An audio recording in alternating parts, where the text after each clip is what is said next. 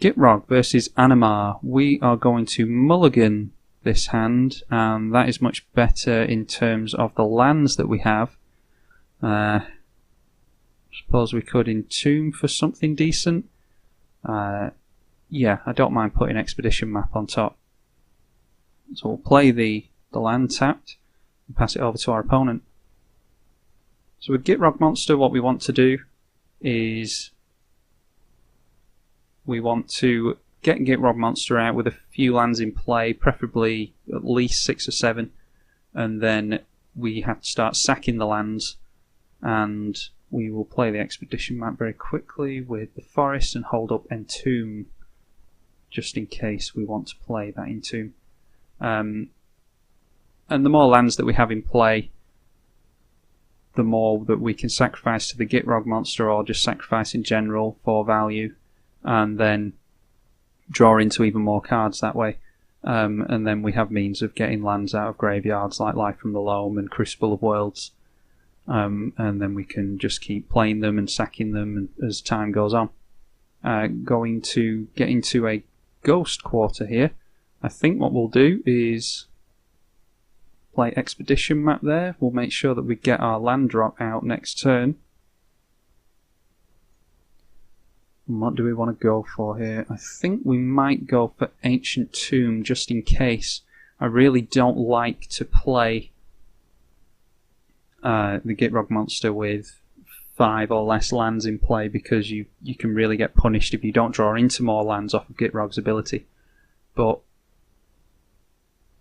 with us not drawing into any lands, yeah, I'm not sure what we want to do. I want to have the option at least of playing it, because Animar is a real issue.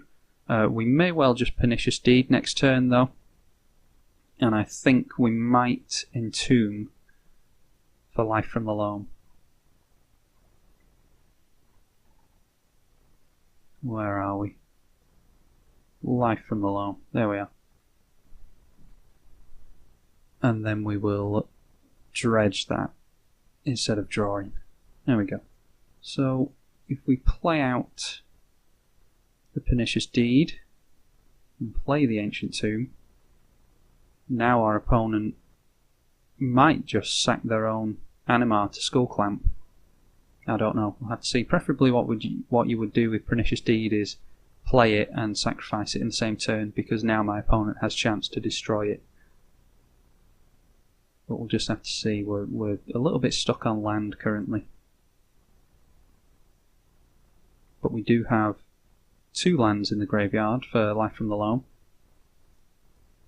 Animar getting a +1/+1 counter on it to make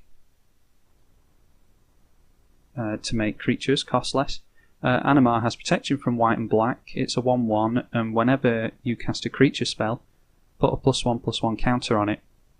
Creature spells you cast cost a generic mana less to cast for each +1/+1 counter on Animar. So I don't mind at all our opponent playing out the Arcbound Ravager there. The more cards that we can play out of, or have our opponent play out of their hand and then destroy, the better as far as I'm concerned. Probably going to go for Life of the Loam next turn and get the Cavern of Souls and the Swamp back and then play one of those. I don't think our opponent is going to play into the Pernicious Deed anymore.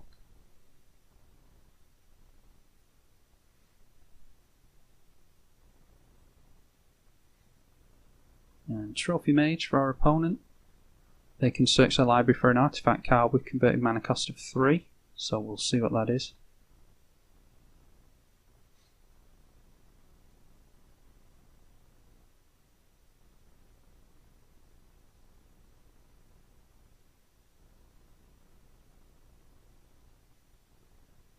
Okay, our opponent's got Shimmermere, so they can play things at instant speed. Alright, we will go for Life from the Loam here, targeting those 2 cards. And it wouldn't be too terrible actually to Ghost Quarter the bounce land, because that taps for 2 mana and they would get back a land that of course taps for 1 mana, so they would be down a mana there. But yeah, I think for now we are just going to... I think we'll kill everything on our opponent's turn. We'll of course go for Frog here. I think we'll try and kill everything on our opponent's turn, maybe force them to use a mana to equip Skull Clamp. And in response to that trigger, we will kill everything so that they can't get any card draw from the Skull Clamp.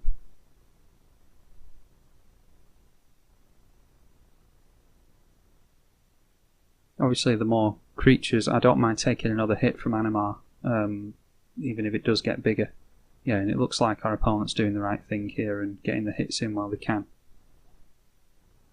Going to be up to, what is it, 5 commander damage from Animar here. And then see what our opponent has for us.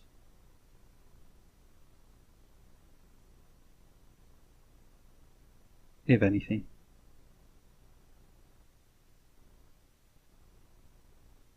Okay, so our opponent plays Encroaching Wastes, that is 4 and sack, destroy a target non-basic land. And our opponent is passing the turn to us, so we will be all too happy to wipe the board here. We'll put 4 into it just in case our opponent decides to flash something in.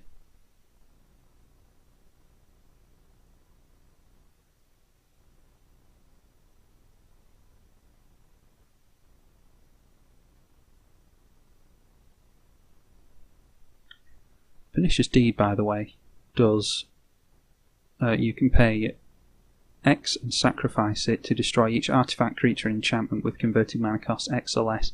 So it does destroy everything on your side of the field as well. But yeah, our opponent punishing us there by killing the Ancient Tomb. That's no problem. What we will do here is, I don't think we will Life from the Loam. I want to see what we draw into. Rex Sage isn't terrible. So what we'll do is go for the Gitrog monster. Make sure it's uncounterable. We'll play a Swamp. And next turn we can get rid of this bounce land, seeing as they killed our 2 mana land. I do like to not destroy lands as much as possible, but if our opponent does it to us, I don't feel guilty at all about doing it back to them. Opponent plays Cascading Cataracts. That's 5, and alright, so it's basically a filter land. You can put 5 mana into it and turn it into Wooburg, or any combination of different mana. Okay, so in response to this, we will kill a Swamp, and we'll draw a card. And I think we will Life from the Loam this time. We get Urborg. I think we will kill the Simic. Actually, I think Ghost Quarter puts it in untapped. Yeah, it does put it in untapped. So what we'll do here is play... what do we want to play? I think we'll just play Life from the Loam and target Windswept Teeth. And we can get another card draw from Windswept Teeth here. I don't want to dredge there. We get another fetch land. And this will be a Bayou, assuming that we haven't milled it away already. We get to play another land with Gitrog, of course. So we will fetch again. Again, don't care about the Life from the Loam. And this will just be basic forest. Okay, so we're getting somewhere now. That is 1, 2, 3, 4. Okay, yeah, we'll leave that up. We don't have any artifacts to kill. Swinging with Gitrog. Animar does have protection, which I forgot about, so we tapped Gitrog for no reason, but Animar could still get through anyway. We will discard the Swamp because we have Urborg in hand. And we will draw a card. And then have to discard down again. Yeah, I think we'll just ditch the solemn. And then at the beginning of our opponent's upkeep, we will kill the bounce land, sending our opponent down from 5 down to 3, and then they'll fetch out a land, which will give them 4 mana. Unless they fail to find, of course. But I'm assuming they have more basics. Yes, at least one of each basic I would assume they have. Next turn we're online for 1, 2, 3, 4, 5, 6, 7, 8, 9 mana. So probably get Vorinclex out.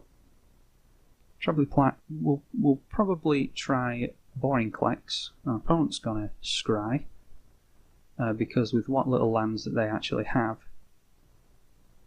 I think it will really hurt them to not be able to untap them the turn after. So we'll try Vorinclex next turn. Screw a Tribalkai gets out even more lands, so that's good for them.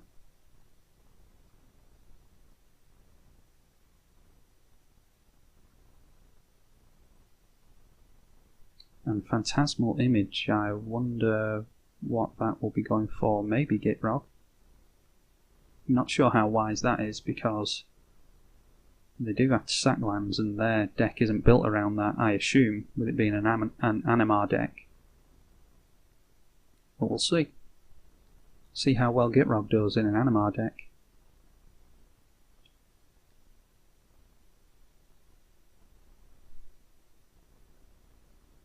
Alright.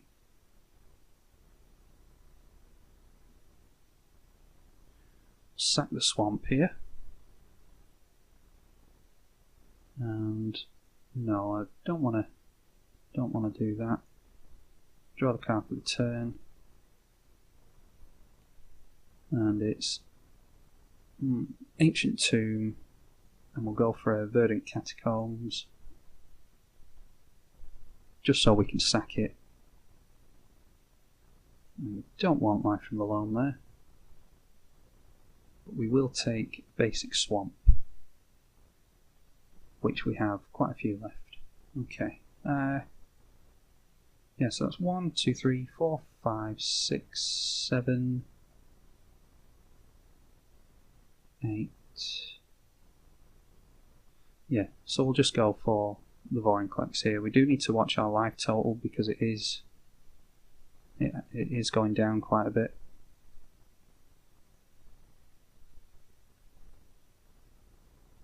But our opponent should struggle to deal with Vorinclex unless they counter it, which it looks like they're going to. No, Shimmermere. Okay. So now they can play their creatures as though they have flash. Or their artifacts even, not the creatures. I'm going to hold back Gitrog this time. Our opponent will have to sacrifice a land at the beginning of their upkeep, but they will get to play an additional land. So that might work out for them, it might not. Going to get rid of the Ranger's Path there. Opponent gets to sacrifice a land, we'll always yield to that.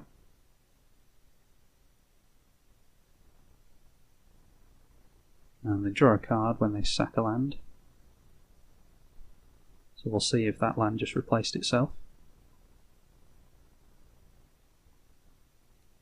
Painter Servant.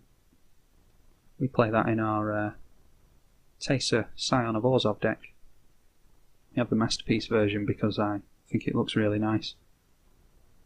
But this is an incredibly powerful card.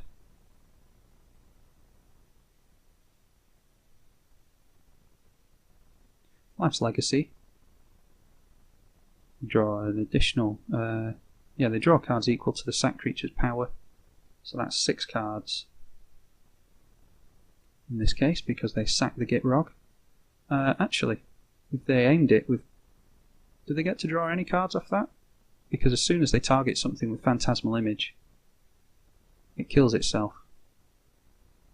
There's an additional card... Oh, sacrifice a creature. It doesn't target. Okay. So Life's Legacy doesn't target, which means they got to sacrifice the Phantasmal Image that was in the form of a Gitrog monster and draw 3 cards.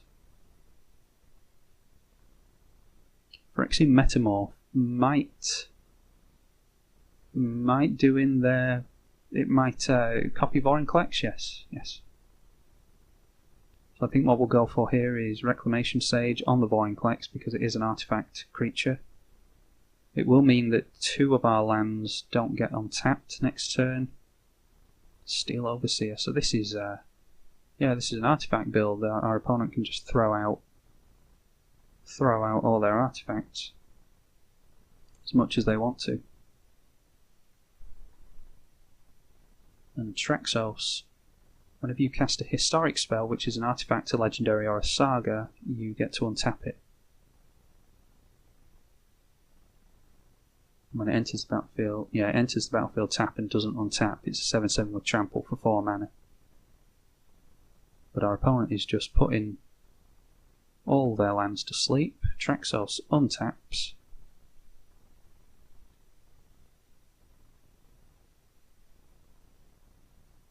We may well go for the Green Warden here and get back the Pernicious Deed, just to deal with all these things. Guardian of Koilos enters the battlefield, may return another target historic permanent you control to its owner's hand. So they could bounce Gitrog or Vorinclex here. Or is it you control? Surely it's you control if it only costs 5 mana. Yeah, it is. Playing the Walking Atlas again. So it looks like our opponent is just trying to get as many counters onto Animar as possible. And then swinging in for lethal, or what they hope will be lethal. And then Slate of Ancestry refills their hand.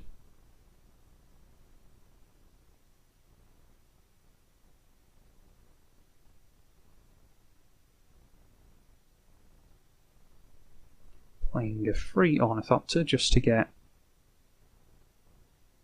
Animar, which cannot be blocked by the Gitrog, but it can be blocked by... Oh, tell a lie, that's why. Yeah, I'm being very slow here. The Painter's Servant makes everything black, so actually our opponent just makes Animar huge with a lot of free spells and swings in and no one can do anything about it. So, looks like our opponent's won this one. Nothing we can do. All the creatures are black. Animar has protection from black. And it looks like they are just dirtling around now. If they don't stop playing around, and because they have lethal on the board now, so they could just swing in. If they're just going to keep playing around, I will call this game quits. But it looks like they're just going to... Yeah, there we go. They're going to get on with it.